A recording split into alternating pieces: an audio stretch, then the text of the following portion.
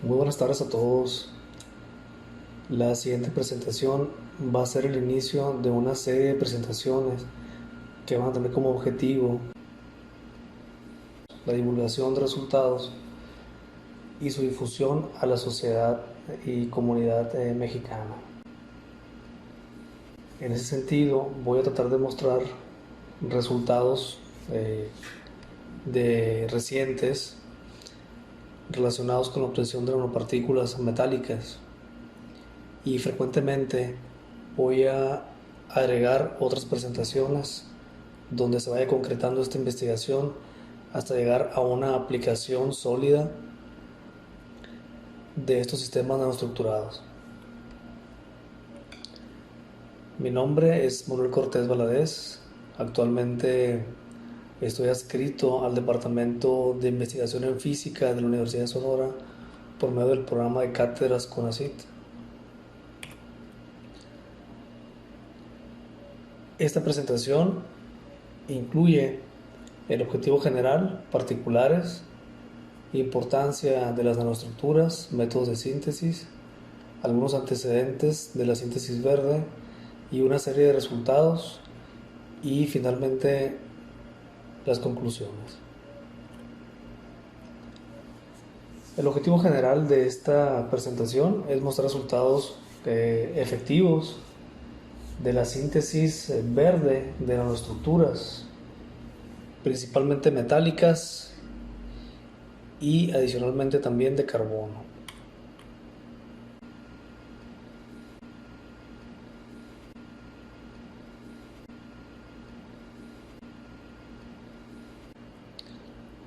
El objetivo particular es determinar experimentalmente o estudiar algunas propiedades ópticas y estructurales de las nanopartículas obtenidas y aquí presentadas en este trabajo.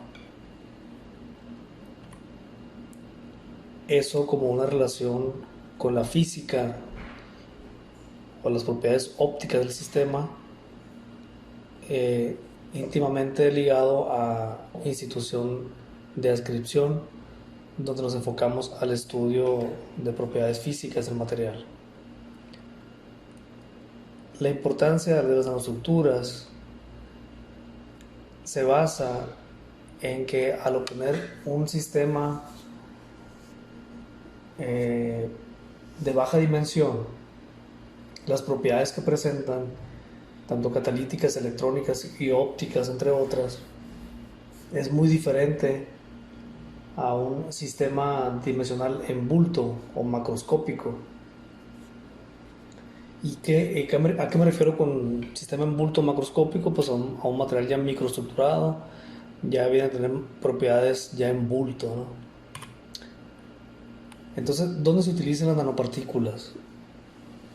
Regularmente en la literatura actual se utilizan en la mejora del rendimiento de celdas solares, en la detección de cáncer, en el caso de nanopartículas de oro, biosensores, en el caso de oro también, y nanopartículas de plata, entre otras. Y en el caso de nanopartículas de titanio se utiliza en la reducción de residuos contaminantes en maquinaria diésel, y esto principalmente tiene una incidencia en lo que son las empresas mineras o en las minas que hay en la región y que hay un gran crecimiento en esta época en México. Los métodos de obtención de síntesis verde se basan principalmente en dos rutas. Una que son los procesos físicos y otra que son los procesos químicos. En el caso de los procesos físicos se conoce como métodos top-down, y hay algunos como son la molienda, la ablación láser o el focus ion beam o haz de iones enfocado. ¿Qué característica tienen estos métodos? Es que se basan básicamente en un material grande, en bulto o microestructurado, para llegar hasta las nanopartículas que serían estas. Estos top-down, así como de arriba hacia abajo, empezaríamos de arriba en el tamaño hacia abajo en el tamaño. Esta es la ventaja de esos métodos. Y en el caso de los procesos químicos, se utiliza la reducción química, métodos Sorgel, síntesis solvotérmica, o síntesis verde, como en nuestro caso, donde partimos de un precursor metálico, o mejor conocido como una sal metálica de ese metal, tanto plata como oro, plomo, cadmio, cobre, diferentes metales cuyo precursor es un acetato, una sal o un cloruro. Entonces partimos de eso, de esa sal, que finalmente nos va a proveer iones metálicos. Esos iones están faltos de electrones para ser neutros. Entonces, algunos componentes de estos procesos químicos vienen a reducir esos iones y a formar iones metálicos.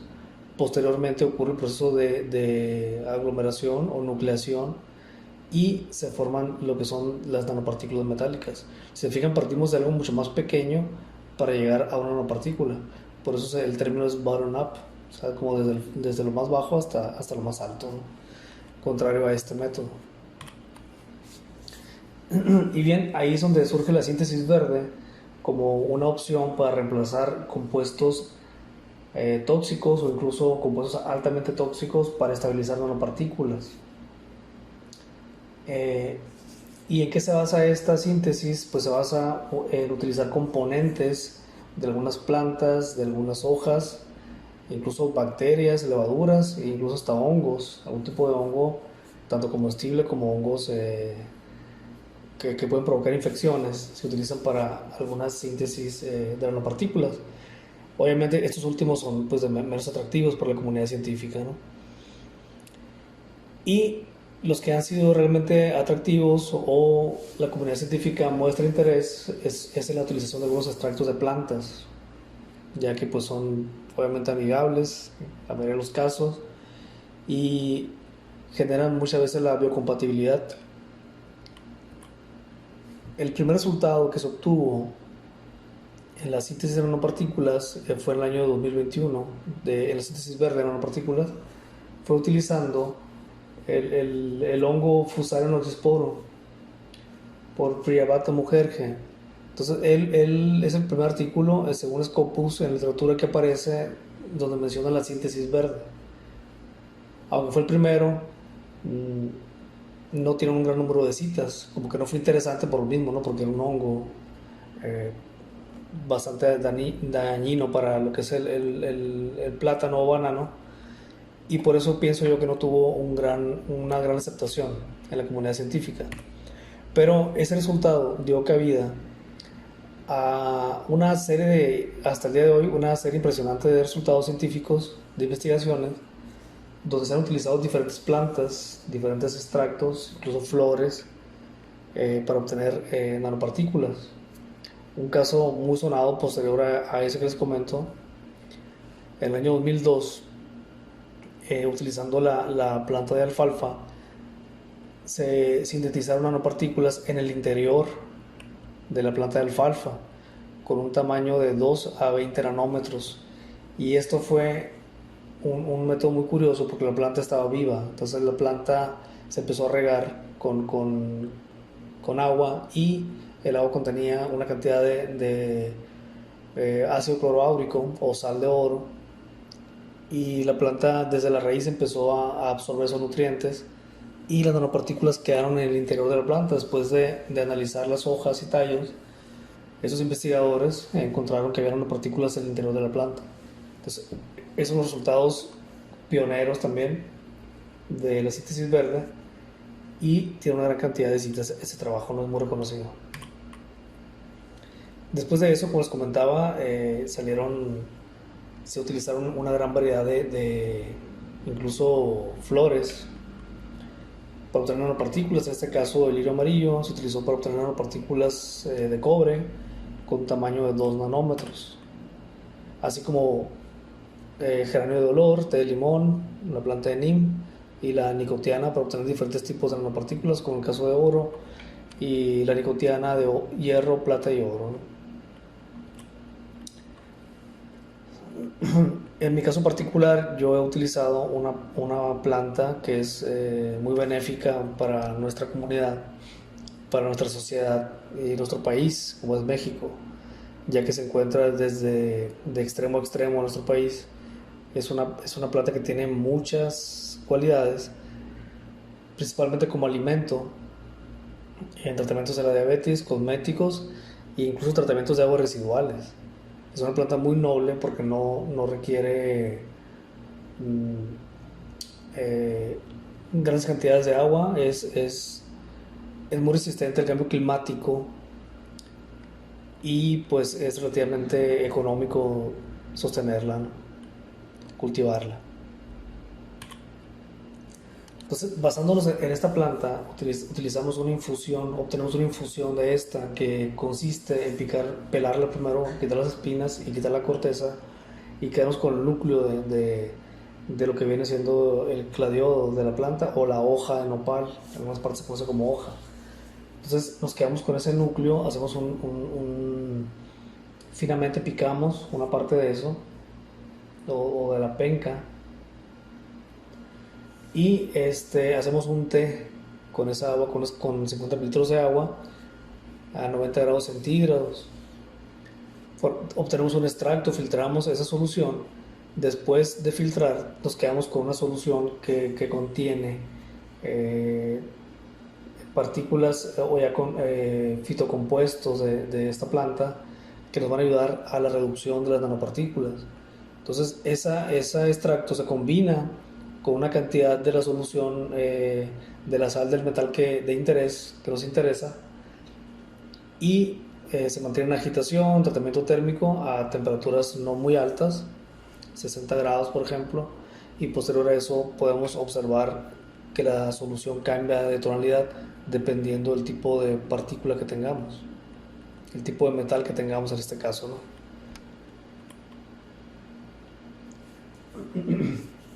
Bueno, ¿y qué es lo que hace esto? ¿Qué hace el extracto? Pues el extracto contiene una gran cantidad de fitonutrientes, principalmente vitamina C, almidones, azúcar, que es muy conocida la vitamina C como un agente reductor y estabilizante, y también los almidones. Entonces, al tener nuestros iones metálicos y al estar en contacto con esos componentes de la vitamina C y almidones, vienen a proveer de electrones a estos iones que más indica que le faltan electrones, pueden ser 2 3 1 diferente cantidad, pero la vitamina C o los almidones pueden, entre otras más componentes, pueden proveer esos electrones para formar a este ion, convertirlo en un átomo neutro. Entonces obtendríamos átomos, digamos que cada uno de estos círculos sería un átomo, el cual viene a estar rodeado por obviamente una cantidad del extracto o componentes del extracto. Pero el extracto te permite hacer una nucleación entre estos, que es que hay un enlace entre ellos, y se forme una nanopartícula, o sea, un grupo de átomos con regularmente tamaños, con una distribución de tamaños, digamos, aceptable, donde normalmente el tamaño de partícula en la síntesis verde oscila entre los 2 y 15 nanómetros, ¿no? Dependiendo del extracto, dependiendo del tiempo de agitación, dependiendo de la temperatura y de otros factores macroscópicos. Esta es una imagen, lo que tenemos a la derecha es una imagen TEM, donde tenemos una nanopartícula que si lo basamos en esta barra supera probablemente los 10 nanómetros. Vemos en la superficie que hay algo que la está rodeando. Entonces suponemos que puede ser parte del extracto, ¿no?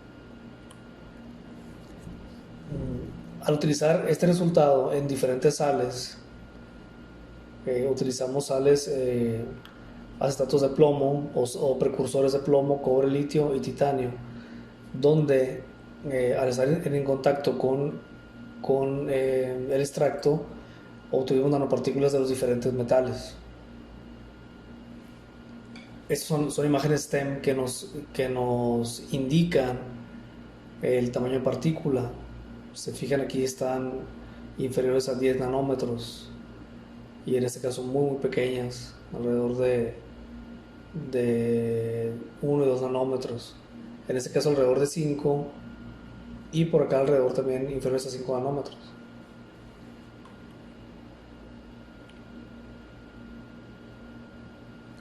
Otra propiedad interesante de las nanopartículas y que se utiliza mucho en laboratorios para previo a un estudio de microscopía TEM, ya que el equipo TEM en todo el mundo es un equipo muy limitado, no se cuenta siempre con la disponibilidad, muchas veces es un equipo altamente costoso. Entonces las propiedades ópticas de las nanopartículas están muy relacionadas a las propiedades estructurales. Es decir, si yo veo una banda de absorción en tal posición, muy probablemente esté relacionada con un tamaño de partícula o la existencia de nanopartículas. Entonces el espectro UV-Vis se utiliza regularmente para determinar la existencia de nanopartículas en un tipo de solución o en un tipo de polvo. ¿Y a qué se asocia esa banda de absorción? Pues es una oscilación colectiva de electrones que ocurren en la superficie del metal. Esa oscilación colectiva, al incidir una longitud de onda definida, va a absorber una mayor cantidad de luz. Esa absorción es la característica del tipo de metal y también del tamaño de la nanopartícula. A la izquierda tenemos una imagen TEM de nanopartículas de cobre y a la derecha tenemos una imagen del espectro de absorción. Se fija en la parte roja es el espectro que tiene nanopartículas de cobre y la parte negro es el espectro de absorción del extracto de nopal. En esta región no presenta bandas de absorción, lo cual lo hace muy atractivo para el estudio de propiedades ópticas. En el caso también de nanopartículas de plata, al utilizarse el extracto de nopal, obtenemos una banda cercana a los 400 nanómetros que es asociada a la resonancia del plomo de superficie de las nanopartículas de plata, de un tamaño alrededor de los 10 nanómetros. Esta banda es importante mencionar que puede presentar un corrimiento hacia la derecha cuando el tamaño de partículas es un poco mayor. Regularmente se corre, puede ser hasta 50 nanómetros, 100 nanómetros, dependiendo del tamaño, incluso también dependiendo de la forma, si hay una geometría triangular o cúbica, la banda, o incluso aparecen más bandas de absorción. Entonces, esa es la relación que hay, o la dependencia en la morfología de las nanopartículas. Por eso se utiliza para predecir, es muy económica esa técnica y obtener este espectro relativamente sencillo. Entonces, uno va y mide su solución de nanopartículas y primero determina si hay una banda de absorción característica de las nanopartículas metálicas que estamos interesados en investigar o que tenemos en esa solución.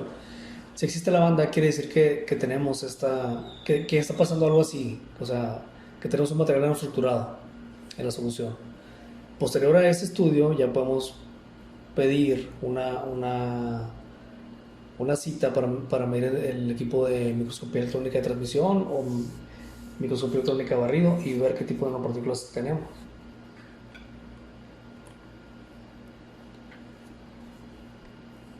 Al utilizar extractos de plantas, en ciertos casos podemos jugar con la morfología.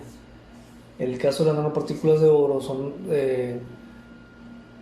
cuando utilizamos el ácido cloroáurico, obtenemos nanopartículas de diferentes formas. Es la forma más sencilla de obtenerlas y regularmente en diferentes extractos nos ha pasado lo mismo, ¿no? Que obtenemos, al combinar el extracto con las sales de oro, obtenemos nanopartículas tipo prismas, triangulares, hexagonales, esféricas, cúbicas, tipo barra, diferentes formas. Entonces, en este caso se observa a la derecha, observamos el espectro de absorción y vemos que hay un pequeño corrimiento, no muy característico porque no tenemos una población dominante de cúbicas o de esféricas o triangulares, ¿no?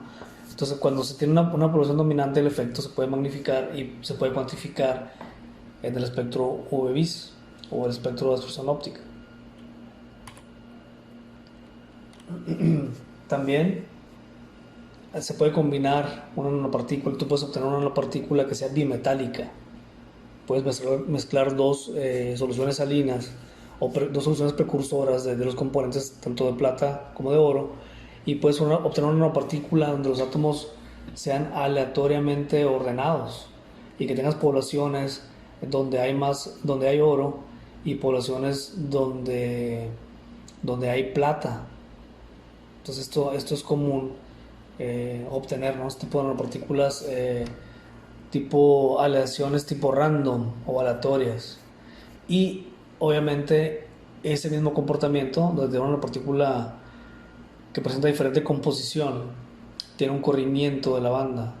Se corre, si tiene más, en este caso más oro, se correría más a la derecha, y si tiene más plata, se correría más hacia la izquierda. ¿Por qué? Porque el oro tiene una banda de absorción en 550 aproximadamente, y la plata tiene una banda de absorción cercana a 400. Entonces, dependiendo de la cantidad de la concentración, bueno, del contenido de oro o plata que tenga esta nanopartícula, o este grupo infinito de nanopartículas, se va a correr esa banda, ¿no?, de absorción. Por eso aquí la banda nos queda cercana a, bueno, centrada aproximadamente en 480 nanómetros. Y la solución presenta esta tonalidad.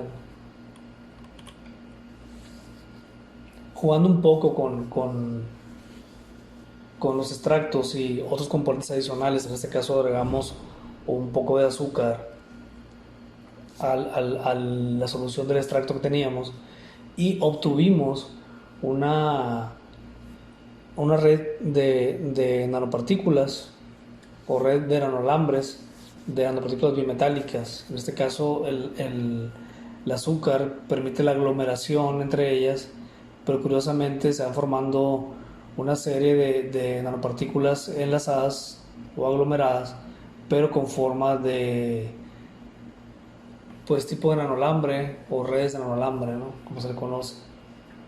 También en este caso la banda y la tonalidad son muy diferentes y presenta una banda de absorción centrada en 385 nanómetros.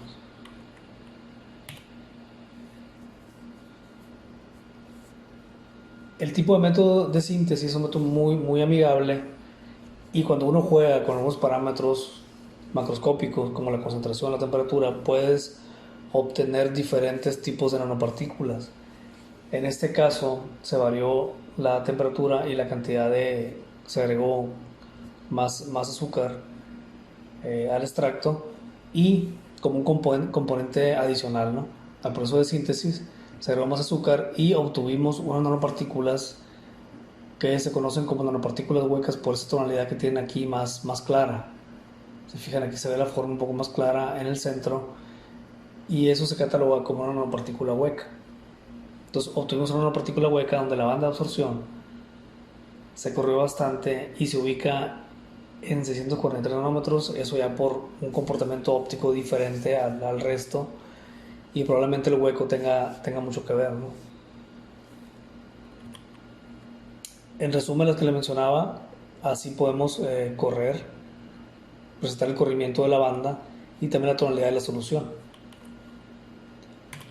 En el caso de nanoestructuras de carbono, se ha utilizado también el extracto de nopal para exfoliar partiendo de grafito, perdón.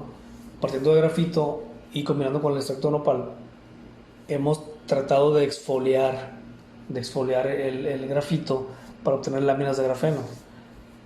Aunque hemos obtenido pocas láminas de grafeno, el caso más aproximado que podrían ser tres o cuatro láminas, o este caso donde tenemos alrededor de 10 láminas de grafeno.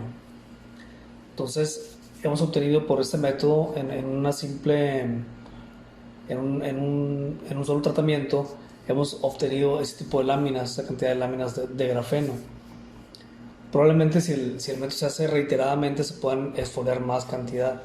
Sin embargo, fue un proceso de ese tipo que se hizo, y se obtuvieron nanopartículas o pocas láminas de grafeno. También en algunas partes de la muestra observamos aisladamente algunos puntos cuánticos que se observaron pues con una geometría muy bien definida y con una morfología tipo esférica aparentemente. Y se observaron también resultados experimentales acerca de la banda de absorción de este tipo de sistemas. Complementariamente hemos jugado un poco más y hemos buscado la absorción de nanopartículas sobre láminas de grafeno.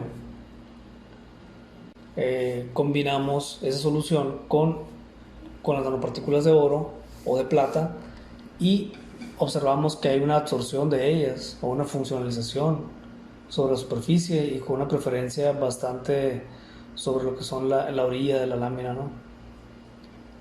Y complementariamente pues observamos que aparecen bandas de absorción asociadas tanto a lo que es el grafeno como son las nanopartículas de plata y una banda adicional que está entre ellas dos que puede deberse a otros factores como transferencia de carga, otras interacciones entre ambos sistemas, posiblemente.